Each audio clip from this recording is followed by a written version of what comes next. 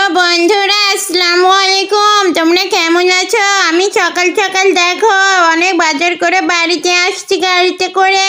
রাস্তার মধ্যে আমার বাঘ মামার সাথে দেখা হয়ে গেল। আমি আর বাঘ মামা বাড়িতে চলে এসে বাঘ মামা গোসল করছে, কারণ তার গায়ে অনেক নোংরা। এদিকে আমি সবজিগুলো ধুয়ে সবগুলো কুচু কুচু করে কেটে আমার রান্নার সকাল প্রস্তুতি করে ফেললাম বন্ধুরা। আজকে আমি একটা নতুন রেসিপি করব।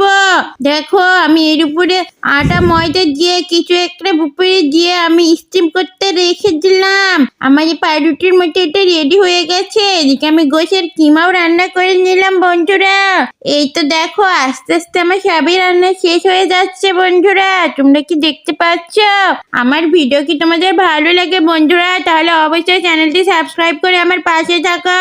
আমি আর বাঘ মামা অনেক মজা করে খেয়ে নিলাম। দুজন মিলে থালা বাসনগুলো পরিষ্কার করে আড্ডা দিচ্ছি বন্ধুরা।